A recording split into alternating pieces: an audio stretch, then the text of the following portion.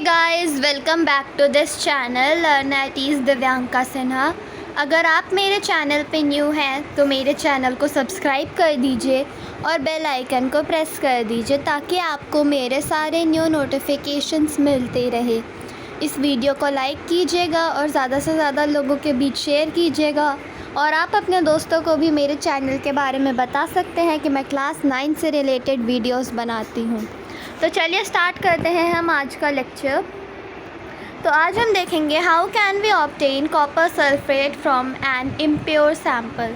तो अब हमें कॉपर सल्फेट हम कैसे ला सकते हैं, ऑब्टेन कर सकते हैं एक इम्प्योर सैम्पल से। ठीक है, तो ये बात यहाँ ध्यान में रखने की है कि जो सैम्पल है वो क्या है, इम्प्योर है, मीन्स प्योर नहीं है।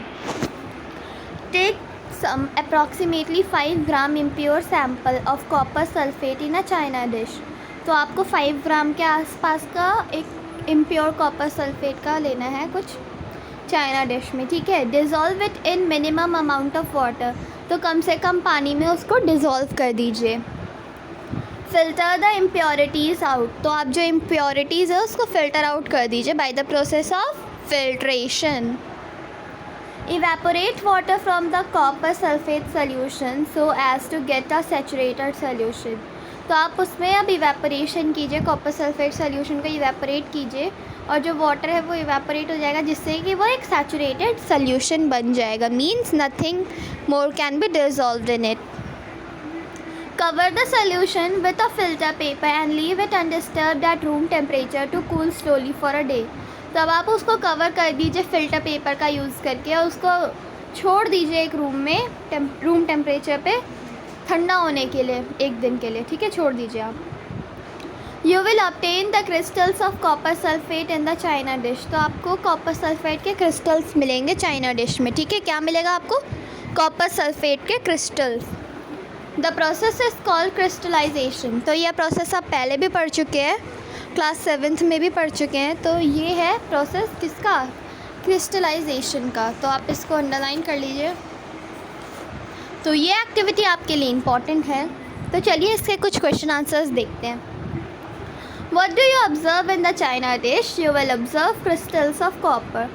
Do the crystals look alike? तो जो क्रिस्टल्स है वो क्या एक जैसे दिखते हैं? तो दिख भी सकते हैं, नहीं भी दिख सकते। तो ये आपके ऑब्जर्वेशन पे आधारित है। How will you separate the crystals from the liquid in the china dish? तो आप क्रिस्टल्स को कैसे सेपरेट करेंगे वाटर से चाइना डिश में जो लिक्विड है? तो आपको इवेपोरेशन का प्रोसेस यूज़ करना होगा। The crystallisation method is used to purify solids. For example the salt we get from sea water can have many impurities in it. तो हम क्रिस्टलेशन का प्रोसेस यूज़ करते हैं किस लिए, कि हम सॉलिड में से सॉलिड को प्योरीफाई कर सके, उसकी सारी इम्प्योरिटीज़ निकाल सके। तो सी वाटर में भी जितना भी सॉल्ट होता है तो हम इसी प्रोसेस के तरीके से यूज़ करते हैं। आप यहाँ पे ऊपर वाली एक्टिविटी का भी देख सकते हैं, हमने एयर को सेपरेट किया था। तो ये तो पिछली एक्टिविटी का था 2.8 का। तो चलिए अब हम देखते हैं आगे। To remove these impurities the process of crystallisation is use. तो इन इम्प्योरिटीज़ को रिमूव करने के लिए हम कौन सा प्रोसेस यूज़ करते हैं, क्रिस्टलाइजेशन का। ठीक है, crystallisation is a process that separate a pure solid in the form of its crystal from a solution.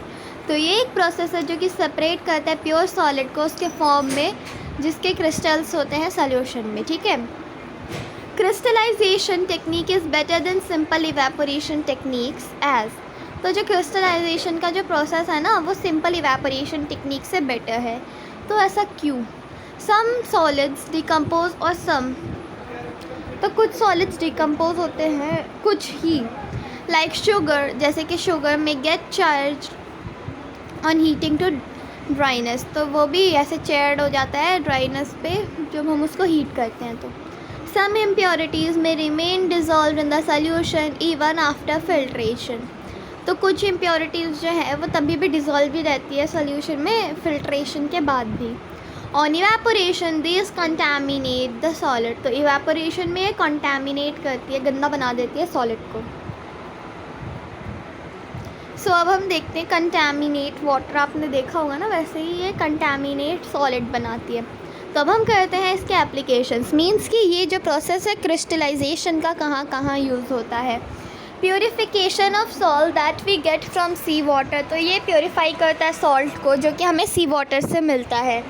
Separation of crystals of alum from impure samples, जो फिटकरी के जो सेपरेशंस होते हैं ना क्रिस्टल्स के, उसको भी सेपरेट करते हैं इम्प्योर सैम्पल्स से, ठीक है। फिटकरी होता है इसका मीनिंग एलम का।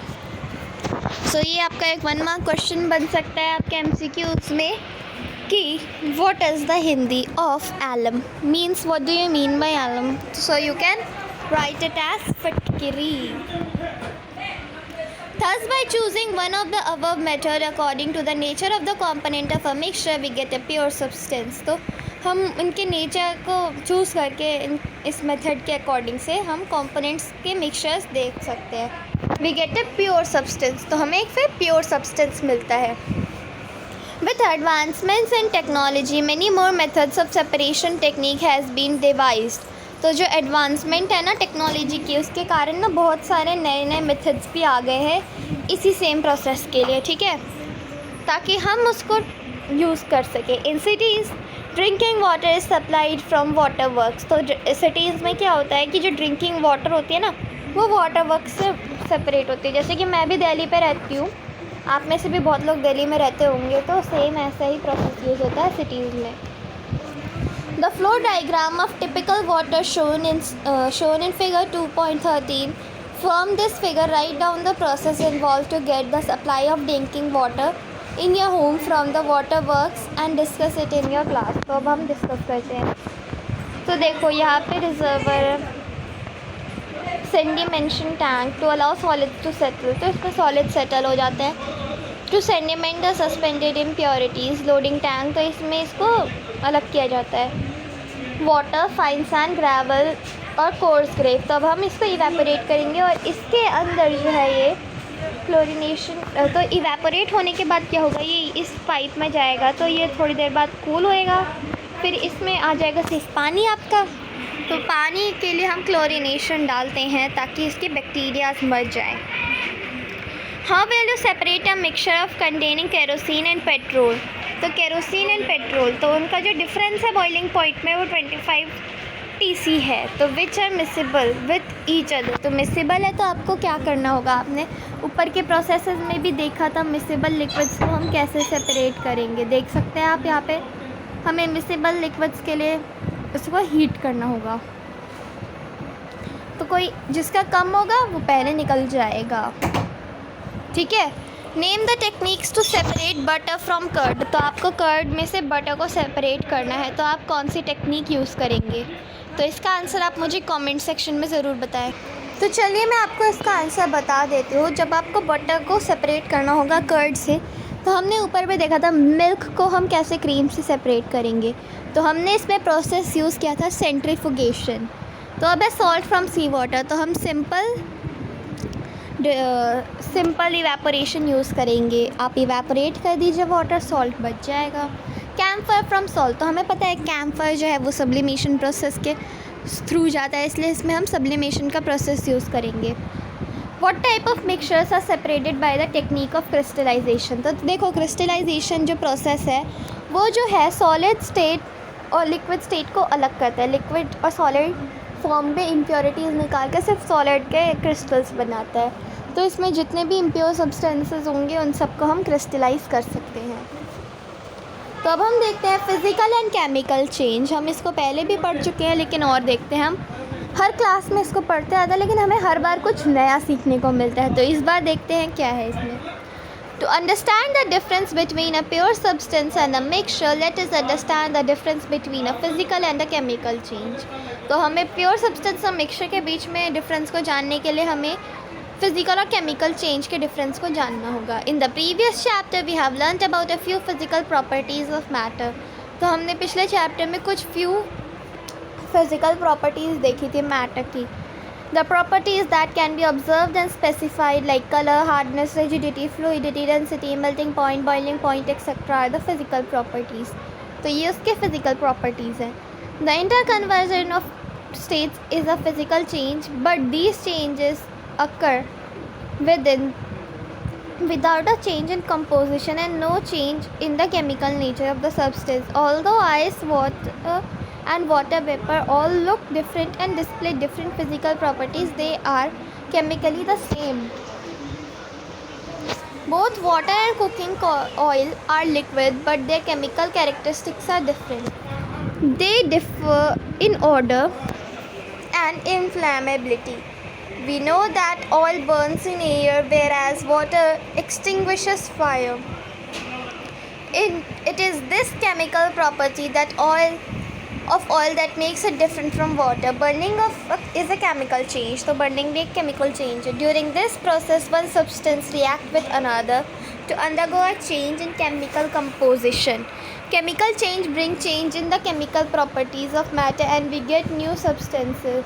Chemical change is also called a chemical reaction. Okay. During burning of candle, both physical and chemical change take place. Can you distinguish they? तो जब हम एक कैंडल को बर्न करते हैं तो उसकी फ़िज़िकल चेंज में क्या होता है कि वो थोड़ी शॉर्ट हो जाती है, बट उसके सारे कंपोनेंट सेम ही होते हैं. और केमिकल चेंज में ये होता है जब हम कैंडल को बर्न करते हैं तो एक न्यू सब्सटेंस फॉर्म होता है जिसको हम कहते हैं smoke. Classify the following as physical और chemical change. Cutting of trees, तो आप ट्रीज़ को कट करेंगे तो ट्रीज़ ही कट होगी ना, कोई न्यू सब्सटेंस तो फॉर्म नहीं हो रहा है, तो physical change. Melting of butter in a pan, तो मेल्ट करते हैं जब हम बटर को एक पैन में, तब भी वो बटर का बटर ही रहता है, बस उसकी स्टेट चेंज हो जाती है, तो ये भी एक केमिकल चेंज नहीं है. रस्टिंग ऑफ अलमीरा, तो रस्टिंग जब होती है अलमीरा की तब हमें रस्ट मिलती है, तो ये फिज़िकल या फिर केमिकल, ये आपका होमवर्क है, ये आप मुझे बताएंगे. Boiling of water to form steam, तो हमने ऊपर भी देखा था boiling of water to form steam, तब भी वो वाटर ही है ना, कोई न्यू सब्सटेंस तो नहीं बन रहा, उनके कंपोजिशन सेम है, तो इसीलिए ये भी फिज़िकल हो गया. Passing of electric current through water and the water breaking down into hydrogen and oxygen gases, तो वाटर जो है वो H2O है, मतलब hydrogen and oxygen are there present in 2 amount. So इसमें 3 कंपोनेंट है, लेकिन जब हम इसमें इलेक्ट्रिसिटी पास करेंगे तो ये हाइड्रोजन और ऑक्सीजन बदल जाएगी, दोनों अलग अलग सब्सटेंस हो जाएंगे. So means it is a chemical change. Dissolving common salt and water, तो जब आप कॉमन सॉल्ट डालेंगे वाटर में तो दोनों मिक्स जब होएंगे तो ये सॉल्ट वाटर बन जाएगा. सो it is a new substance. Making a fruit salad with raw fruit and, तो अब हमें एक फ्रूट सैलेड बनाना है रॉ फ्रूट के साथ, तो बस आप उसको कट करोगे, physical change. Burning of paper and wood, तो पेपर एंड वुड को जब आप बर्न करोगे तो क्या बनेगा, smoke, and smoke is a new substance, so it is a chemical change. Try segregating the things around you as pure substances और mixtures, तो ये आपका होमवर्क है. What are the type of pure substance? What are the types of pure substance? तो देखते हैं क्या, तो अब हम देखते हैं कि किस टाइप के होते हैं pure substance. On the basis of their chemical composition substances can be classified either as element और कंपाउंड. तो केमिकल कंपोजिशन पे जब हम सब्सटेंसेस को क्लासीफाई करेंगे तो वो तो या तो फिर एलिमेंट्स हो जाएंगे या फिर कंपाउंड. तो अब हम इसके आगे का डिस्कस करेंगे अपने नेक्स्ट वीडियो में. तब तक के लिए take care and bye bye. मिलती हूँ मैं अब आपको अपने नेक्स्ट वीडियो में. Bye bye guys.